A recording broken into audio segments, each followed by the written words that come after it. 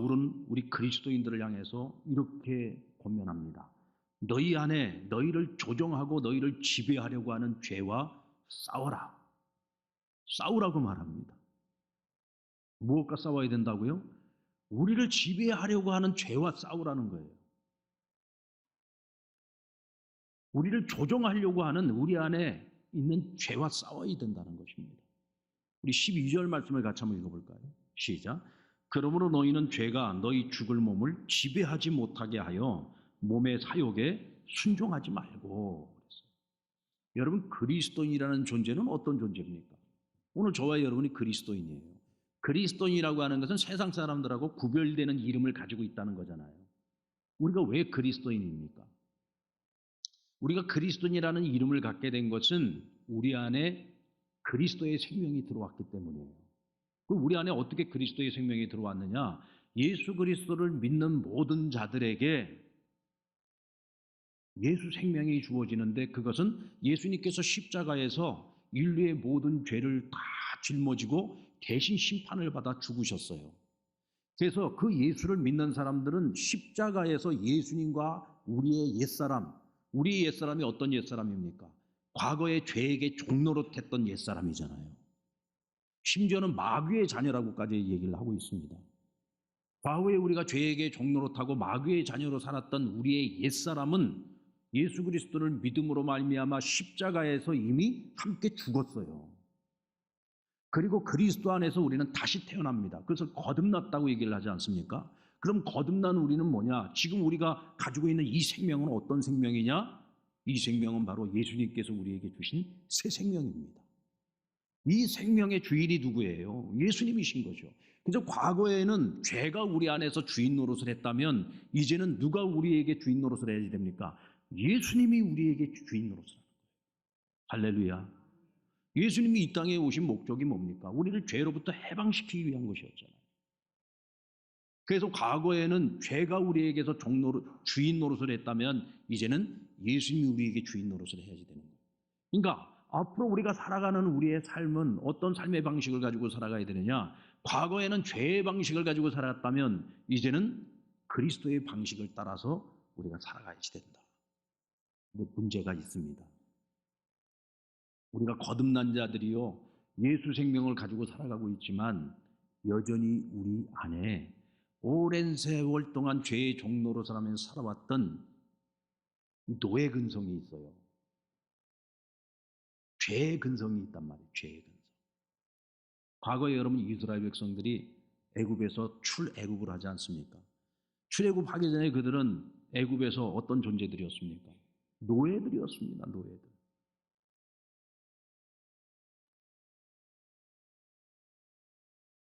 노예였던 이스라엘 백성들을 하나님이 해방시켜 주신 거예요. 그런데 광야 생활 40년 동안 그들이 보여주었던 모습이 어떤 모습이었습니까? 여전히 자유인으로서의 모습이 아니라 여전히 노예 근성이 덕지덕지 붙어있는, 그래서 늘 불평과 원망으로 가득한 삶을 보여주지 않았습니까? 여러분, 노예 근성이 어떤 특징을 가지고 있죠? 노예들은요, 자발성이라는 것이 없습니다. 전부 누군가의 지시에 의해서 억지로 그 일을 하는 사람들이잖아요. 그러니까 뭘 해도 기쁨이 없어요, 이 사람들은. 왜? 자기 자유의지로 하는 것이 아니니까. 억지로 마지못해서 하는 것 아닙니까? 하나님께서 출애굽을 시켜주셨는데도 불구하고 그들은 자발성이 없었어요. 하나님이 우리를 해방시켜 주셨으니까 우리는 그냥 해방된 거예요. 그러면 이젠 자유인답게 살아야 되는데 여전히 노예의식, 노예 근성을 못 부려가지고 항상 불평이 많고 원망이 많은 겁니다. 하나님께서 날마다 은혜를 베풀어 주시는데 그 많은 은혜를 잊고서도 감사보다는 부족한 한 가지만 있어도 늘 불평과 원망이었잖아요.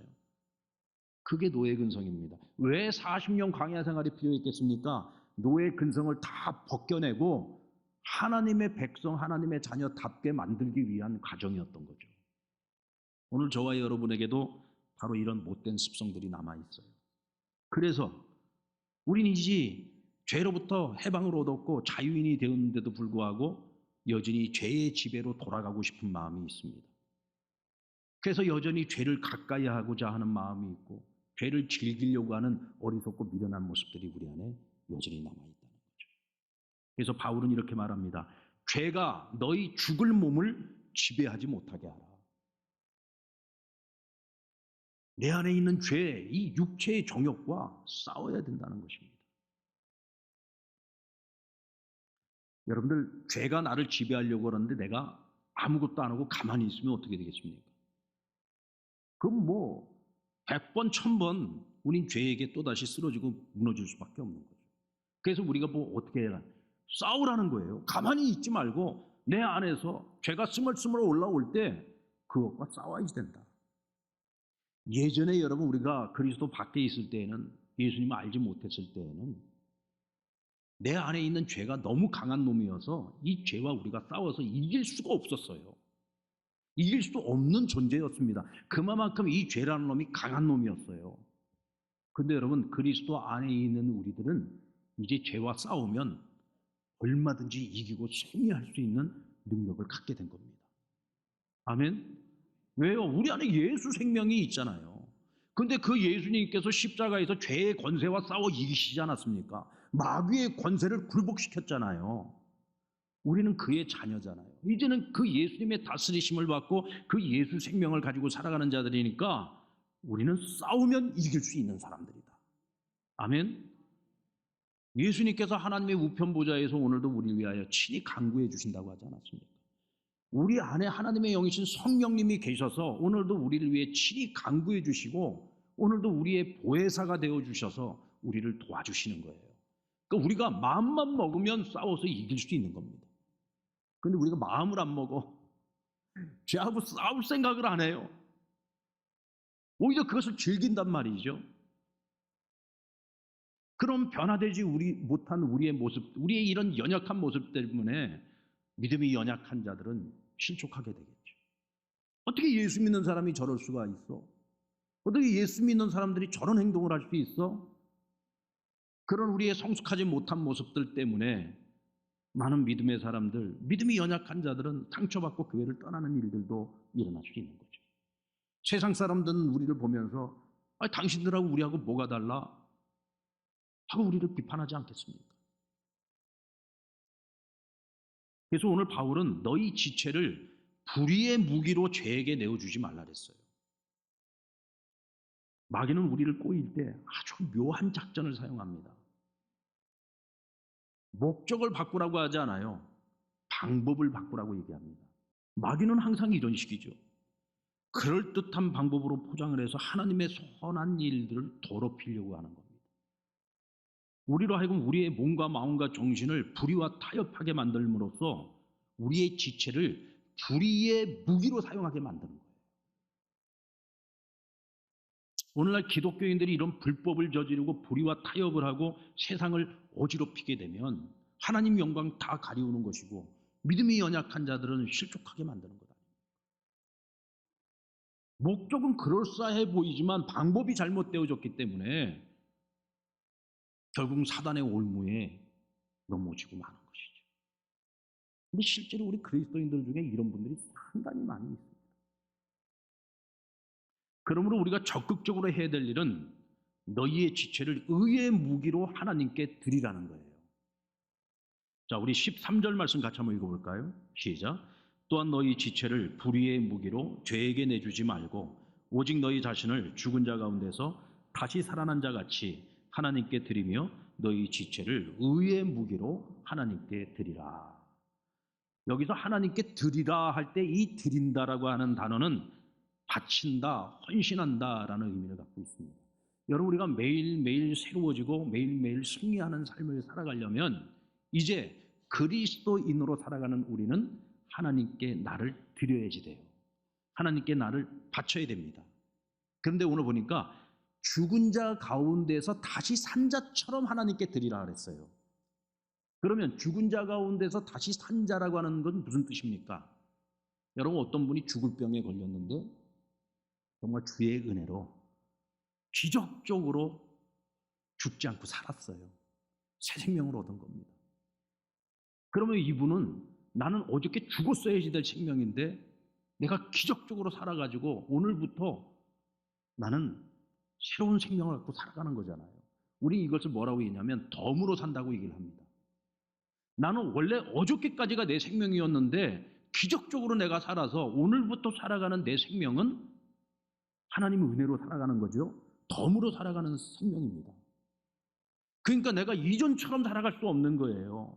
이전은 내가 죄에게 종노릇하고 살았을지라도 이제부터는 내가 하나님의 은혜로 새 생명 가지고 살아가게 되었는데 어떻게 이 덤으로 사는 인생을 대충 살아갈 수 있어요? 함부로 살아갈 수 있어요? 또다시 죄에게 종노릇할 수 있어요? 아니잖아요. 나에게 이 생명을 주신 하나님께 나를 바치고 내 안에 예수 그리스도로 가득 채워서 하나님을 기쁘시게 하는 삶을 살아가고 언젠가 내일이라도 하나님이 오라 하시면 내가 하나님 앞에 섰을 때 부끄럽지 않은 삶을 앞으로 채워가겠노라고. 이게 여러분 덤으로 살아가는 사람이 가져야 될 마음인 거죠. 아멘. 근데 이 마음을 누가 가져야 되냐면 적어도 믿음을 가지고 있는 그리스도인이라면 누구 할 것 없이 우리는 다 같은 마음을 가져야 된단 말이에요. 왜? 우리는 예수님 만나고 난 이후에 덤으로 살아가는 새 생명을 갖고 살아가는 사람들이니까. 그래서 우리의 지체를 이제 더 이상 불의의 무기로 사용하면 안 되고 어떻게 해요? 의의 무기로 하나님께 드려야지 된다는 겁니다. 여러분 사도 바울은 다메섹 도상에서 예수님을 만나고 난 이후로 그 이후의 삶을 온전히 예수님께 드렸어요. 복음을 위해서 바쳤습니다. 왜? 이제부터의 나의 삶은 덤으로 살아가는 삶이요. 예수 그리스도가 나의 주인 된 삶이니까 이제는 오직 예수를 위해 자신의 전생애를 바친 겁니다.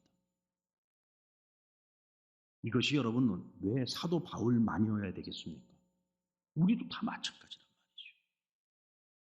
이와 같은 삶을 살아가기 위해서 우리가 해야 될 일이 있습니다. 우리의 알고리즘을 잘 관리할 필요가 있어요. 알고리즘이 뭐냐?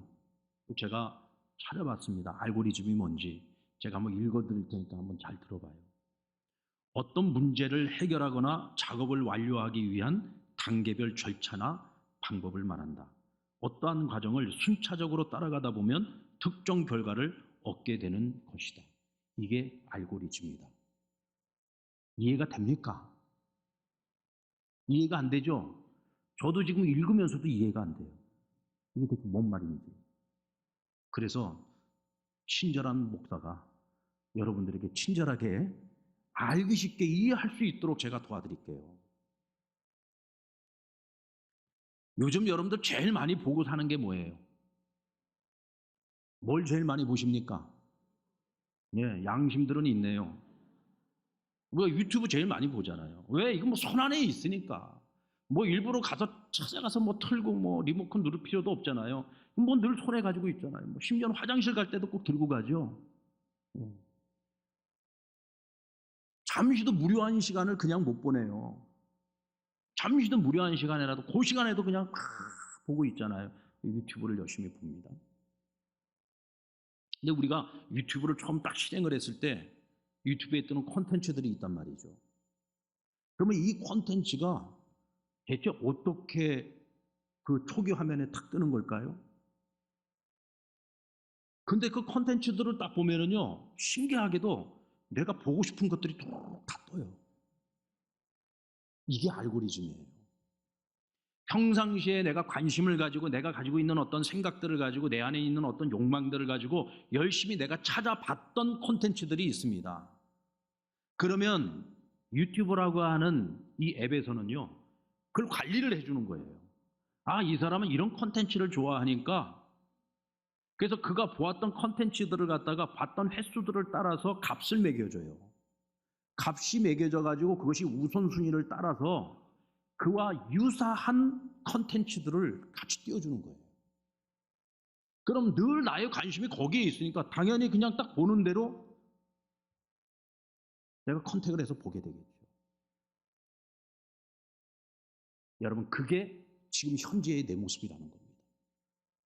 그것이 지금 현재의 나라는 거죠. 평상시에 내가 가지고 있는 생각, 관심, 욕망, 이 모든 것들이 유튜브가 우리 알고리즘을 쫙 관리를 해가지고 너 요즘 이런 거 보고 있지? 너 요즘 이런 거 생각하고 있지? 너 안에 지금 이런 욕망을 가지고 있지? 하고 보여주는 거예요. 그러니까 우리는 그것을 당장에 보고 내 마음에 흡족하니까 컨택을 해서 보죠. 조회수가 올라갈수록 결국 그것으로 그들은 자신들의 수익을 창출해내는 거죠. 여러분, MBTI라는 것이 있죠. 예전에는 우리가 상대방의 성격, 기질 이런 것들을 알아보려면 뭘 물어봤어요? 혈액형이 뭡니까?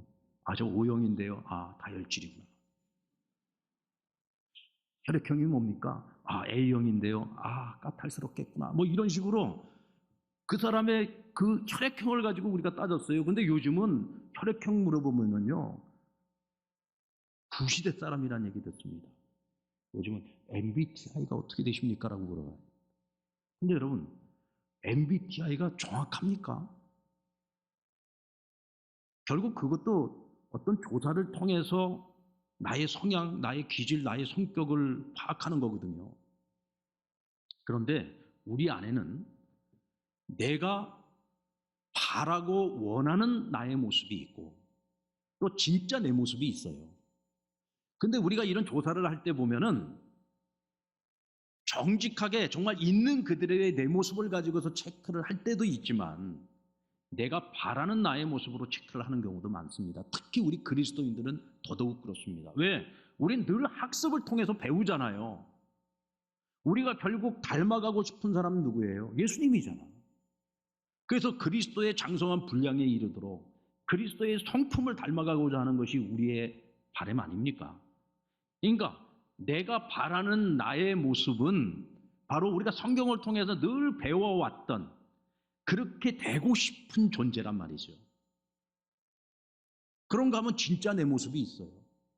여기에 여러분 이상과 현실의 차이가 있는 겁니다. 그러나 우리는 대부분 체크를 할 때 진짜 내 모습보다도 내가 되고 싶은 나의 모습으로 체크를 하는 경우가 많습니다. 그래서 여러분에게 말씀드립니다. MBTI 너무 믿지 마세요. 그거 너무 믿지 마세요.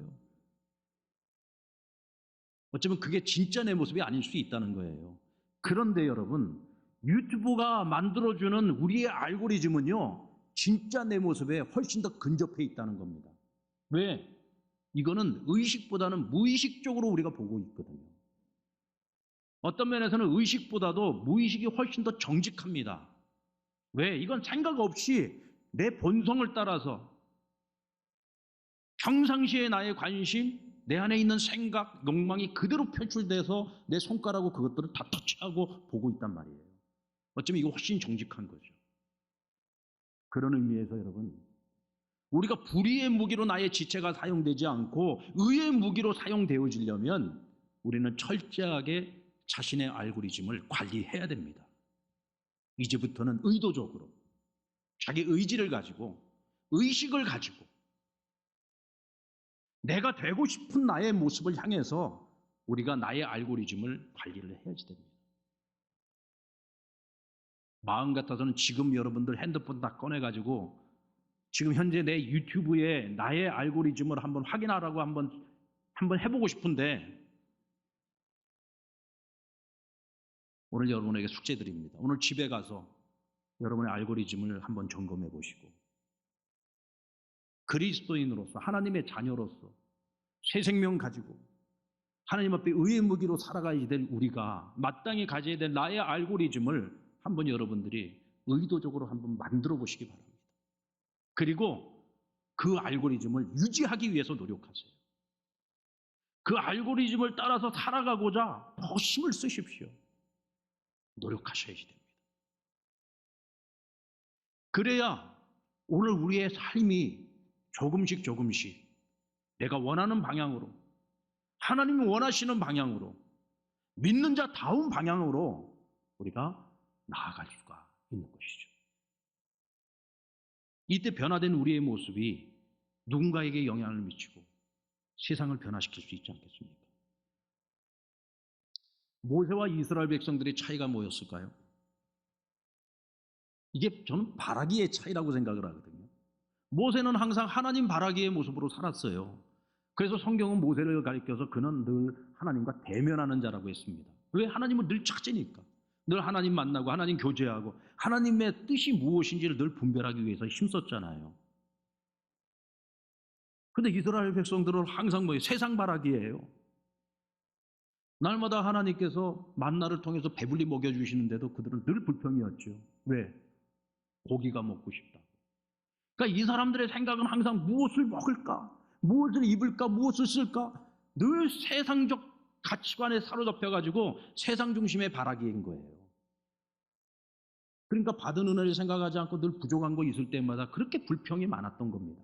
그러니까 결정적인 순간마다 가는 길이 다르고 방향이 완전히 달랐던 거죠. 알고리즘이라고 하는 건 여러분 어느 날 하루 갑자기 생기는 것이 아닙니다. 이것이 쌓이고 쌓여서 현재 나의 알고리즘이 만들어지는 거예요.